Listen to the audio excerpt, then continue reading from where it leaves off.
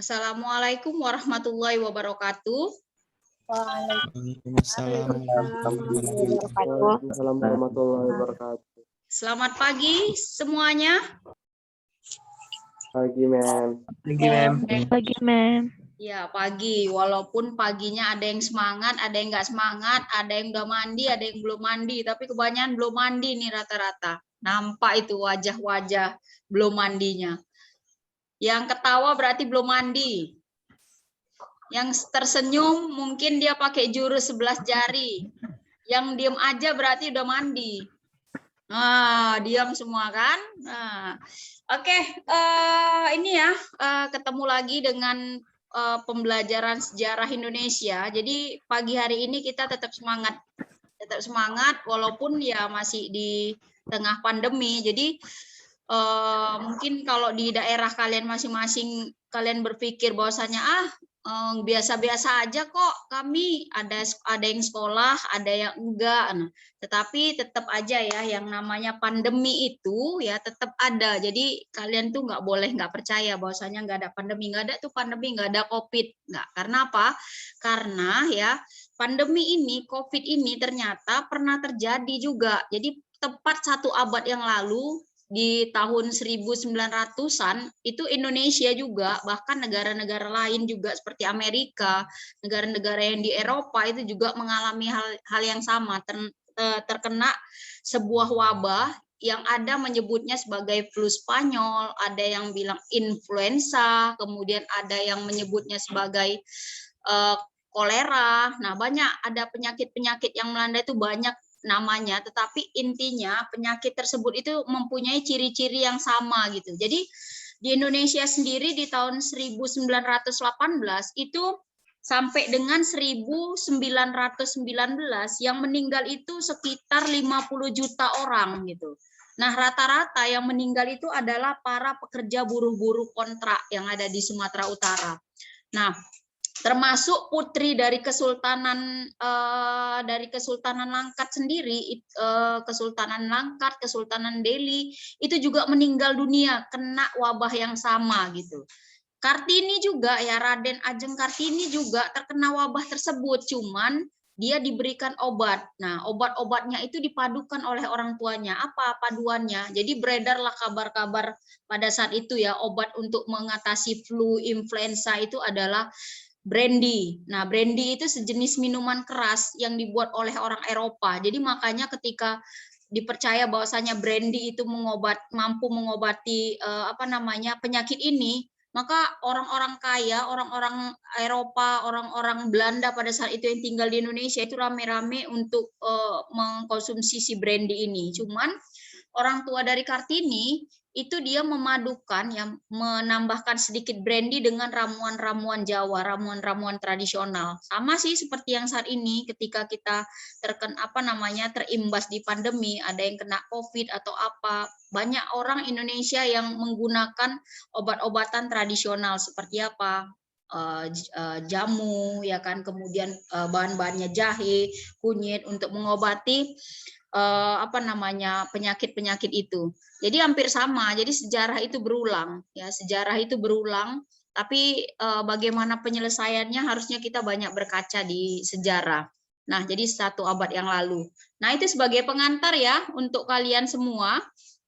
Baik, lanjut aja ya. Saya akan men-share PPT pada pagi hari ini. Apakah kalian semua sehat di sana, Nak?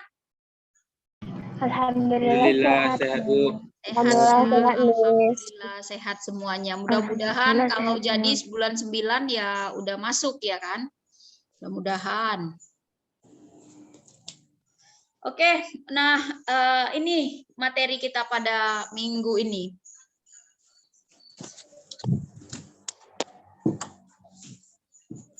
Ini kelihatan ya PPT-nya, Nak? Kelihatan ya. Oke, jadi materi kita pada minggu ini adalah kita akan berbicara mengenai latar belakang ya masuknya bangsa Eropa ke Indonesia. Nah, ini masih ada hubungannya juga di pelajaran minggu lalu ya. di mana pelajaran minggu lalu juga membahas sedikit tentang bagaimana latar belakang masuknya bangsa-bangsa ke Eropa. Kenapa jadinya nanti bangsa Indonesia menjadi sebuah bangsa yang terjajah. Nah, jadi indikator pembelajaran yang akan kita capai pada hari ini adalah kita ingin menganalisis ya apa saja faktor-faktor yang melatar belakangi masuknya bangsa-bangsa ke Indonesia, bangsa-bangsa Eropa ke Indonesia, apa yang menyebabkannya? Ya, itu dia indikatornya. Nah, minggu yang lalu sudah dijelaskan juga apa yang dimaksud dengan kolonialisme dan imperialisme. Ada yang bisa menjelaskan kepada saya apa perbedaan kolonialisme dan imperialisme? Silahkan, Nak. Silahkan. Ada yang bisa menjawab? Nggak apa-apa salah. Yang penting berani aja ngomong. Saya, Mem. Ya, silahkan, Nak. Kolonialisme adalah suatu sistem ketika suatu negara menguasai rakyat dan sumber daya negara lainnya. Betul, kalau imperialisme itu suatu sistem penjajahan langsung yang dilakukan oleh suatu negara terhadap negara lainnya. Iya, benar. Jadi imperialisme itu ya sifatnya itu lebih luas daripada kolonialisme, di mana imperialisme itu langsung yang turun tangan itu adalah kerajaannya atau pemerintahannya. Nah, kalau kolonialismenya itu adalah bagian dari si bawahannya itu yang menguasain. Jadi tetap saja ya persamaannya itu sama-sama jajahan, sama-sama menjajah. Nah, samanya itu adalah negara itu juga yang mengkoloni, negara itu juga yang mengimperialisme. Contohnya Inggris. Nah, Inggris menjajah misalnya Malaysia ya, Inggris menjajah Malaysia. Kemudian bagian dari Inggris siapa misalnya yang ditugaskan, misalnya yang di bawahan Inggris. Misalnya Raffles. Nah, Raffles itu mengkoloni si Malaysia tadi. Itulah yang disebut dengan kolonialisme. Jadi lebih kecil dari imperialisme itu adalah kolonialismenya. Nah, di mana nanti hasil dari ya kolonialisme itu juga nanti akan diserahkan juga ke negeri induknya. Ya, jadi persamaannya ya sama-sama menjajah gitu. Oke, nah untuk di bab 1 ya, untuk di bab 1 kita akan membahas ya, kita akan mengetahui bagaimana asal muasal kolonialisme terjadi di dunia. Nah, ini dia. Seperti yang saya katakan di minggu yang lalu bahwasanya ya kolonialisme, imperialisme, penjajahan itu bisa terjadi di negara-negara Asia, ya kan? Kemudian di negara-negara yang lain yang masih terbelakang itu karena apa? Karena runtuhnya Konstantinopel. Ada yang tahu Konstantinopel ini apa, Nak? Pusat perdagangan dunia, Mem. Iya, benar. Konstantinopel ini adalah pusat ya, tempat jual beli perdagangan di dunia. Jadi bukan di dunia ya, khususnya masyarakat di Eropa. Jadi orang-orang di Eropa itu melakukan kegiatan perdagangannya itu di Konstantinopel. Nah, sebelumnya Konstantinopel itu siapa yang menguasai? Ya kekuasaan Romawi, ya kan? Kemudian orang-orang Eropa pada saat itu. Namun ketika terjadi peperangan pada saat itu ya antara Romawi kemudian dengan Turki, itu dimenangkan oleh Turki, sehingga ya Konstantinopel itu diambil alih oleh siapa? Oleh Turki. Dan ketika kekuasaan Islam pada waktu itu kuat dan bisa memenangkan pertarungan, jadi Konstantinopel ini ditutup untuk siapa? Untuk orang-orang Eropa. Nah, ya kan? Jadi karena ditutupnya Konstantinopel ini, kemudian orang-orang Eropa pun nggak tahu harus melakukan perdagangan di mana. Kemudian nanti ada faktor-faktor yang lain juga selain runtuhnya Konstantinopel, maka mereka nanti akan melakukan penjelajahan, akan melakukan apa? Pencarian kepada apa? Kepada daerah penghasil dari rempah-rempah. Ya, daerah rempah-rempah. Karena apa? Karena memang pada saat itu Konstantinopel itu rata-rata ya pedagangnya adalah pedagang dari rempah-rempah. Komoditas ataupun komoditi yang paling laku pada saat itu adalah yang berjenis rempah-rempah. Oke. Nah, bagaimana eksplorasi dari pasca jatuhnya Konstantinopel ini, maka terjadilah yang namanya penjelajahan samudra oleh bangsa-bangsa Barat. Nah, kemudian ada beberapa faktor lain ya yang mendukung dan juga yang berkaitan dalam penjelajahan orang-orang Eropa itu ke negara timur. Antara lain nanti ada kisah perjalanan Marco Polo. Nah, kisah perjalanan Marco Polo itu berupa apa? Berupa buku. Jadi Marco Polo ini adalah seorang penjelajah samudra yang berasal dari Italia. Ya, Italia, nama daerahnya Venezia dia. Nah, Marco Polo ini kemudian melakukan penjelajahan, tapi apakah Marco Polo seorang penjajah? Bukan. Marco Polo itu adalah seorang penjelajah. Jadi dia memang ingin melakukan perjalanan-perjalanan ya untuk mengetahui tentang bagaimana bumi ini, bagaimana keadaan bumi ini, dan dia memang tidak melakukan penjajahan, tapi ingin melakukan sebuah penelitian-penelitian. Nah, kisah-kisah perjalanan Marco Polo itu dituangkan di dalam sebuah buku, dan ini ya dibaca oleh seluruh orang-orang Eropa yang pada saat itu lagi galau, istilahnya sekarang ini. Galau kenapa? Galau untuk mencari di mana daerah penghasil rempah-rempah. Maka buku Marco Polo ini, tulisan-tulisan Marco Polo ini menjadi inspirasi buat mereka untuk melakukan perjalanan ke dunia timur untuk mendapatkan daerah penghasil rempah-rempah. Nah, kemudian ada lagi penemuan Kopernikus yang menyatakan bumi ini bulat ya. Kemudian ada perbedaan-perbedaan pendapat tentang bagaimana keadaan bumi ini, sehingga nanti si Paus Paulus penguasa keagamaan yang berasal dari Spanyol dan Portugis itu menyerukan kepada Portugis dan Spanyol untuk melakukan sebuah penelitian. Apakah benar bumi ini seperti yang dikatakan oleh Kopernikus bulat? Kalau misalnya bulat berarti ya Portugis yang berjalan ke arah barat atau sebaliknya Spanyol yang berjalan ke dunia timur itu nanti kalau misalnya bulan mereka akan bertemu nanti di satu tempat, artinya itu menandakan bumi itu bulat. Nah, itulah dia. Dan nanti memang terbukti nanti antara Spanyol dan Portugis itu bertemu beberapa kali di beberapa tempat ya. Salah satu contohnya tempat yang ada di Indonesia, nanti mereka bertemu nanti di Maluku. Portugis dan Spanyol. Duluan nanti si Portugis datang di Spanyol, baru duluan Portugis itu nyampe di Ambon, di Maluku, baru setelah itu Spanyol nyampe di Maluku. Nah, di situ nanti terjadi pertengkaran antara Spanyol dan Portugis. Oke, kemudian penemuan kompas, kemudian ada semangat Requesta, yaitu semangat apa ini tadi?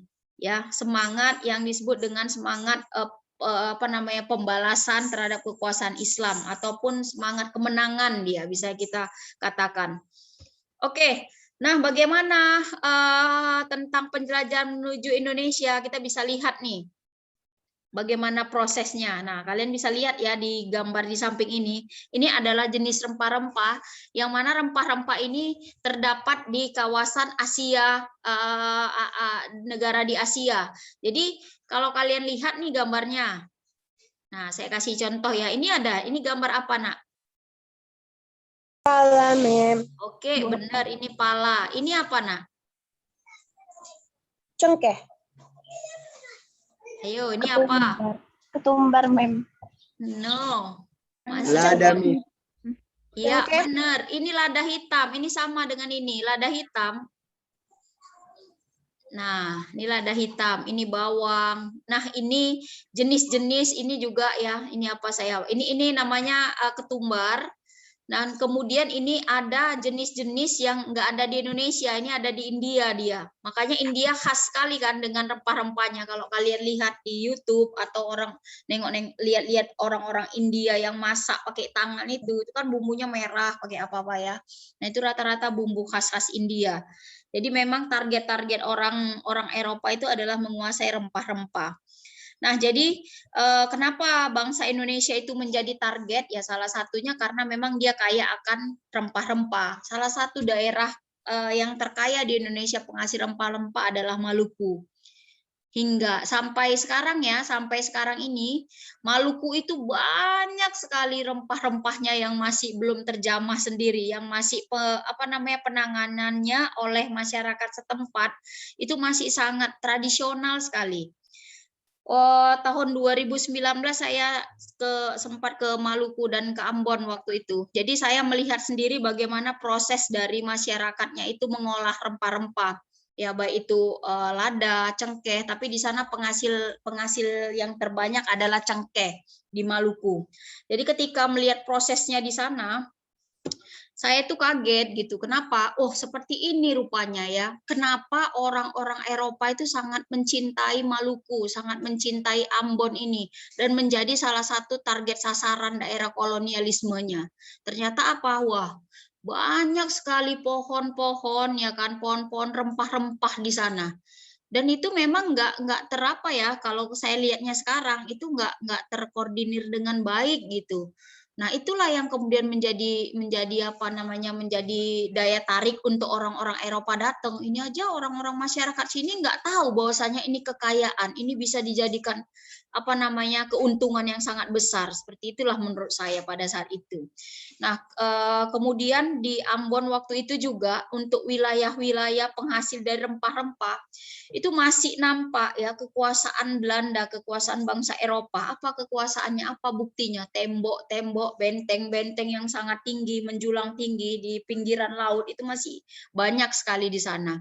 Nah, itu dia. Oke, kemudian apa sebenarnya fungsi dari rempah-rempah ini? Nah, fungsi dari rempah-rempah ini bisa kalian lihat. Dia bisa dijadikan sebagai bahan pengawet ya. Pengawet apa? Pengawet makanan, bumbu masakan, sebagai penghangat tubuh. Nah, termasuk siapa di sini daerah asalnya Barus? Ada nggak? Barus Sibolga siapa? Ada nggak yang dari Barus? Ada, Nak? Yang dari Barus. Nah, kalau ada yang dari Barus, kalian beruntung sekali tinggal di Barus. Kenapa? Barus itu merupakan salah satu kota yang ada di Indonesia yang menjadi target utama juga. Bukan hanya pada bangsa-bangsa Eropa yang tertarik ke Barus, tapi juga bangsa-bangsa Asia. Seperti apa? Kawasan-kawasan Mesir, ya kan? Itu berhubungan erat dengan yang namanya Barus. Kenapa? Orang-orang Mesir dulu menggunakan pengawetan mayat itu menggunakan kapur barus yang berasal dari barus.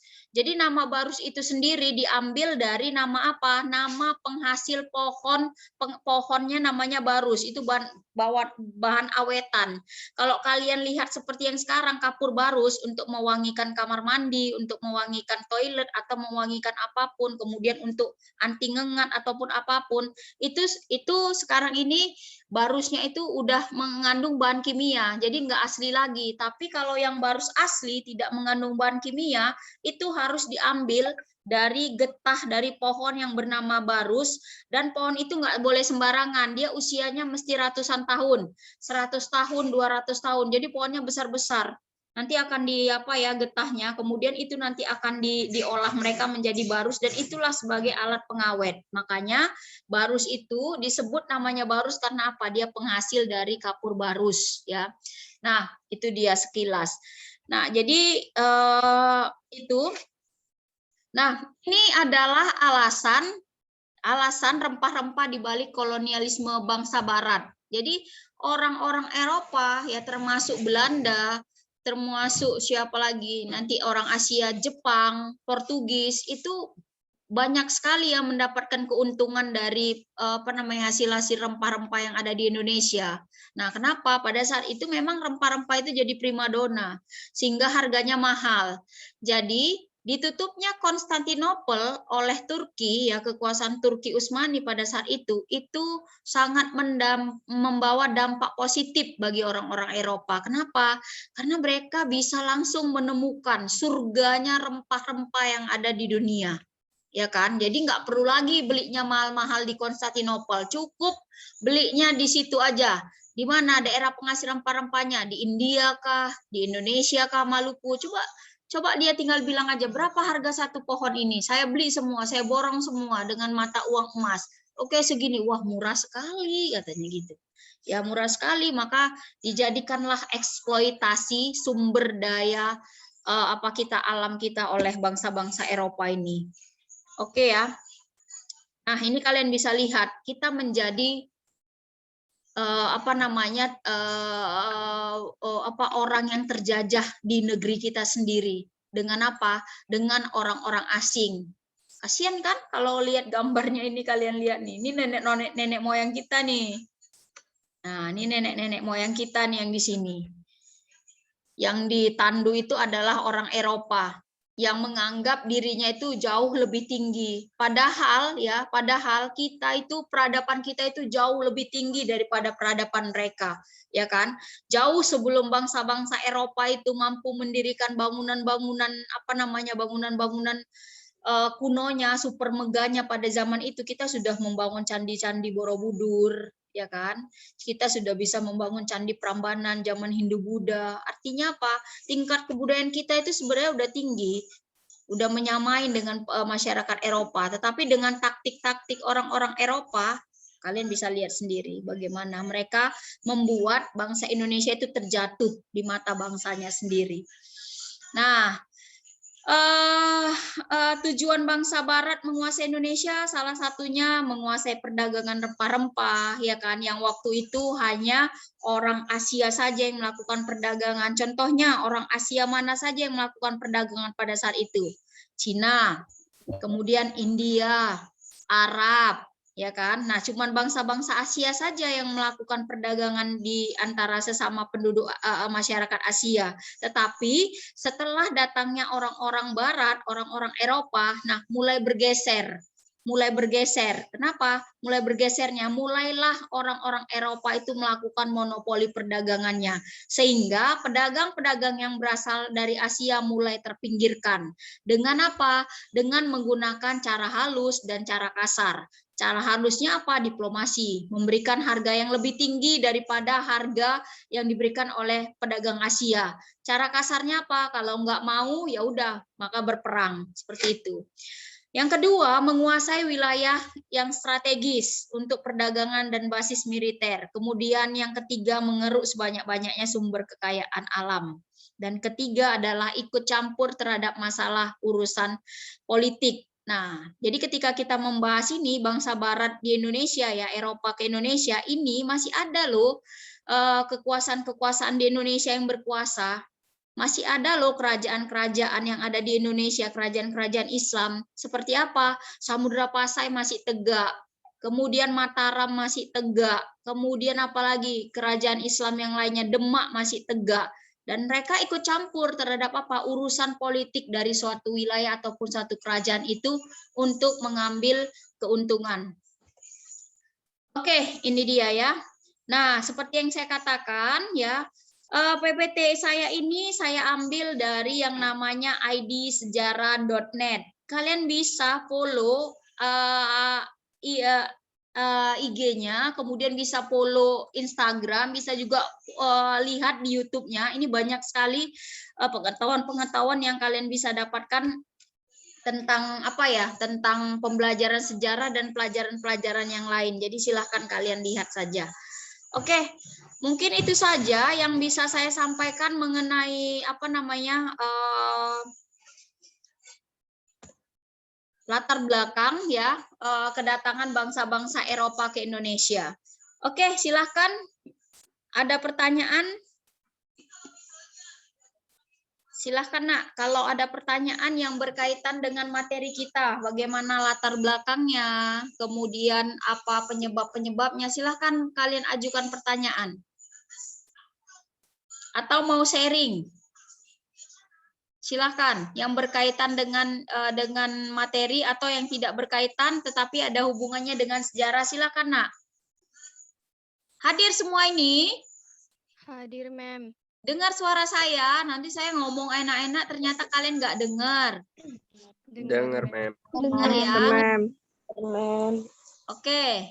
masih semangat. Maunya gini nanti sampai terakhir, walaupun ini agak berkurang ya, paling 45 orang ini yang bergabung. Masih separuhnya hilang dari peradaban. Sama seperti Samudra Atlantis yang hilang katanya dari peradaban. Semoga kalian tidak. Ada pertanyaan, Nak? Saya, Mem. Iya, silahkan Zuria. Saya ingin bertanya, Mem. Dulu kan Indonesia banyak dijajah oleh beberapa negara seperti Jepang, Belanda, Spanyol, Portugis, Mem. Nah, Ya, sekarang penjajahan itu kan udah nggak ada, Mem. Jadi hubungan Indonesia dengan Jepang atau Belanda itu gimana, Mem? Atau apakah ada sanksi karena penjajahan itu kan kayak udah di luar batas kemanusiaan gitu, Mem? ya, terima kasih Juria, pertanyaannya bagus sekali. Ya, bagaimana hubungan Indonesia sekarang ini ketika sudah lepas dari penjajahan dengan seperti Jepang, kemudian Belanda, bagaimana hubungannya? Kan tidak ada lagi penjajahan lagi. Ya tetap ya bagus gitu. Bahkan pernah nggak kalian mendengar bahwasannya apa? Bahwasannya pemerintah Belanda itu memberikan bantuan berupa pendidikan untuk menebus kesalahan-kesalahannya, untuk menebus apa? Rasa bersalahnya terhadap bangsa Indonesia. Bentuk-bentuk pendidikan yang dikeluarkan oleh pemerintah Belanda atau kerajaan Belanda apa? Ya bentuk beasiswa pendidikan. Kemudian sama seperti Jepang juga. Nah, hubungannya baik ya, cuman mereka memberikan ya kompensasi ya, seperti itu. Apa kompensasinya? Bantuan pendidikan supaya bisa mensejahterakan, tadi akan mensejahterakan siapa? Masyarakat di Indonesia, walaupun tidak ini ya, tidak semua golongan yang bisa mendapatkan, karena memang ya mereka akan memilih orang-orang yang tepat untuk mendapatkan beasiswa ini, enggak semuanya. Seperti itu. Jadi hubungannya baik ya. Kalian pernah nggak dengar ada beasiswa dari misalnya Tokyo, Jepang? Pernah dapat Mem. nggak beasiswa pendidikan dari Denmark? Ya kan, pernah mendapatkan beasiswa dari Nederland. Nah, kemudian ada universitas-universitas di Indonesia seperti IPB itu melakukan kerjasama dengan kampus di Nederland seperti itu. Itu adalah salah satu bentuk kerjasamanya. Nah, jadi pada saat Belanda sendiri menjajah di Indonesia waktu itu, ketika kaum humanis muncul di Belanda, itu sudah ada mulai bantuan-bantuan ke Indonesia berupa apa? Berupa beasiswa untuk anak-anak yang mau bersekolah. Tapi khususnya itu anak-anak konglomerat lah, seperti apa? Anak-anak priai, anak-anak bangsawan. Makanya timbul nanti golongan terpelajar di Indonesia. Nah, namanya politik etis, itu adalah sarana membantu pada saat itu, walaupun tidak semuanya politik etis itu dijalankan, tetapi pemerintah Belanda mengeluarkan politik itu untuk salah satu membalas budinya. Ya, itu dia Zuria. Baik, Mem. Terima kasih, Mem. Oke, yang lain Nak, ada pertanyaan? Saya, Mem. Ya, silahkan Fajar. Mem, kalau dulu kan alat tukar sebagai mata uang itu kan emas dan perak, Mem. Jadi Ya. mengapa sekarang berpindah ke mata uang yang lain? Kayak kita kan rupiah, Mem. Orang itu dolar, Mem. Gitu, Mem. Oh iya, itu tergantung kebijakan dari masing-masing negara yang sudah merdeka dia, Fajar. Jadi seperti gini ya, ketika pertama kali Indonesia merdeka, ya Indonesia itu bingung untuk menentukan mata uangnya pada saat itu. Nah, mata uang apa? Sementara mata uang golden masih ada, Belanda kan. Mata uang yen juga masih ada. Sementara kita udah merdeka, kita menganggap kita udah merdeka dengan dibacakan proklamasi. Kita pakai mata uang apa? Maka pemerintah pada saat itu yang masih genting ya, masalah-masalah ekonomi, politik, akhirnya mengeluarkan sebuah kebijakan. Semua mata uang ya, golden, yen, terus ada beberapa mata uang negara-negara lain yang berlaku di Indonesia itu berlaku, bisa dijadikan alat tukar sambil menunggu ya bangsa Indonesia itu mengeluarkan mata uangnya sendiri. Nah, jadi lambat laun nanti pemerintah Indonesia itu mengeluarkan yang namanya mata uang yang disebut ORI dia. ORI itu artinya uang Republik Indonesia sebelum rupiah ya. Nah, sebelum rupiah. Lalu ketika itu ketika ori itu dikeluarkan, maka itu masih belum kuat, akhirnya mengeluarkan mata uang sendiri yang menjadi identitas dari negara yang sudah merdeka. Maka identitas negara yang sudah merdeka mengeluarkan mata uang, sepakatlah pemerintah Indonesia, sepakatlah orang-orang yang waktu itu berkaitan dengan masalah ekonomi itu mengeluarkan mata uang yang disebut dengan rupiah. Ya, seperti itu dia, Fajar. Jadi tergantung setiap negara yang sudah merdeka untuk membuat sendiri mata uangnya. Nah, seperti itu ya, Fajar. Iya, Mem. Terima kasih, Mem. Ya, silahkan. Ada lagi pertanyaan, Nak? Saya, Mem. Siapa ini? Aulia Ananda. Iya, Mem. Silakan, Saya pernah Aulia. baca, Mem. Ya. Kalau sebenarnya waktu zaman penjajahan kerja rodi itu dibayar oleh pemerintahnya, tapi dikorupsi oleh para bupati-bupati Indonesia. Itu benar, Mem? Iya, benar. Ya, jadi banyak memang ya yang bupati-bupati, bahkan bukan bupati saja sebenarnya, tapi pegawai dari Belandanya sendiri melakukan korupsi. Tapi jumlah memang yang dibayarkan itu memang nggak banyak untuk kerja rodi tersebut. Nah, ya nggak banyak. Memang ada dibayarkan tapi nggak banyak. Nanti jatuhnya jadi kerja rodi itu jatuhnya jadi seperti kerja sukarela yang tidak dibayar. Padahal memang dibayar seharusnya, tapi tidak banyak. Seperti itu memang, Aulia.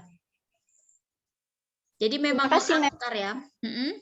Jadi memang mengakar yang namanya korupsi ini, Nak.